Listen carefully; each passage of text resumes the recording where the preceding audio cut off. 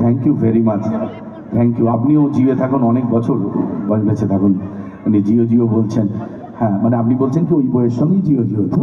হ্যাঁ, তো ভাষণ শুরু করতে গেলে কিছু একটা করতে হবে। মায়ের গান দিয়ে শুরু করলাম। আমার গান গাওয়ার খুব শখ ছিল, আসলে কোনোদিন ভাবিনি টালিগঞ্জ আমাকে 25টা বছর আপনাদের আশীর্বাদে চালিয়ে দেবে। আমার সংসার হবে, বাড়ি হবে, সন্তান খেতে পাবে, পোষ্য হবে, একটু তো গাড়ি বাড়িও হবে, এ আমি ভাবিনি, তিনি কিন্তু দিয়েছেন। তো যখন প্রথমে ভেবেছিলাম কিছু না হলে কোনটি শিল্পী হব, কোনটি শিল্পী মানে কিশোর কুমারের গান, গৌতম ঘোষ গান করেন, মিতা চ্যাটার্জি, আশা ভোসলের গান করেন, আমার বন্ধু জোজো আসবে একটু বাদে, আর ওর মতো উষা উদ্যোগ কোনটি, আশা ভোসলের গান খুব কম লোকই গাইতে পারে সারা ভারতবর্ষ, অত বড় পারফর্মার। তো সেই রকমই একটা ইচ্ছা ছিল। কুমার শানু নিজে কিশোর কুমারের গান গাইতেন, তো গান দিয়ে অনুষ্ঠান করব, তার মাঝখানে কথা বলবো। আর গান খারাপ হলে মারধর করার দরকার নেই। বাড়িতে দুটো ছেলে, একটা 11 বছর, এই 10 বছর প্লাস, একটা 15 বছর প্লাস, ওদের একমাত্র বাবা আমি, আর এই বউটারও একমাত্র স্বামী আমি।